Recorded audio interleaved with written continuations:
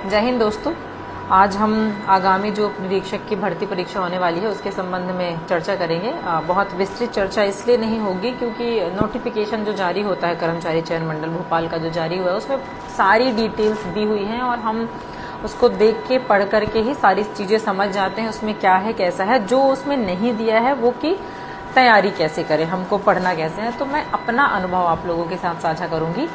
जब मैंने तैयारी प्रारंभ की थी तो मुझे ऐसा लगता है कि किसी भी एग्ज़ाम की तैयारी आप कर रहे हो, चाहे वो कोई भी एग्ज़ाम हो, उसमें सबसे इम्पॉर्टेंट होता है प्रीवियस ईयर क्वेश्चन पेपर।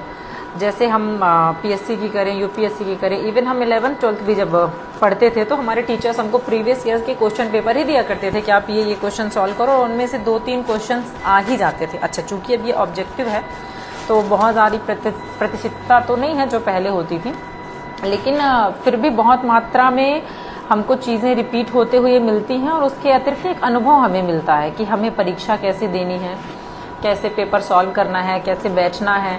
तो इसके सबसे इम्पोर्टेंट है, चूंकि ये ऑब्जेक्टिव वाले हैं तो ऑब्जेक्टिव बहुत सारे सॉल्व करो। अच्छा, पुराने पेपर चूंकि अभी 6-7 सालों से भर्ती नहीं आई थी, बहुत दिनों बाद आई है, फिर भी आप प्रयास करें कि पुराना आप क्वेश्चन आंसर मतलब जो भी पुराने प्रीवियस ईयर के क्वेश्चन हैं उनको आप सॉल्व करें।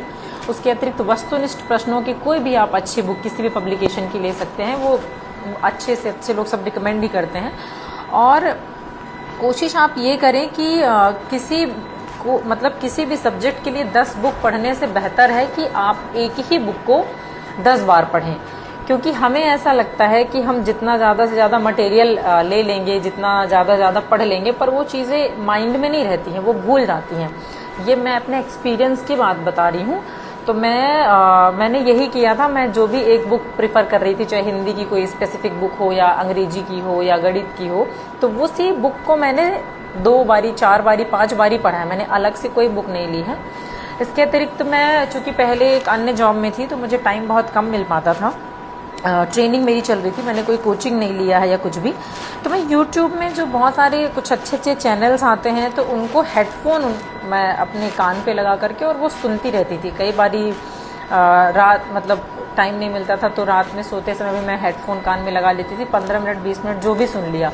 तो उस टाइम की चीज़ें ना कुछ आपके माइंड में रहती हैं। तो मेरा यही है कि आप लोग इस चीज़ को ध्यान रखें और आगे की जो स्ट्रेटजी भी होगी मैं एक नेक्स्ट वीडियो डालूंगी, उसमें भी हम बहुत सारी बातें करेंगे। धन्यवाद।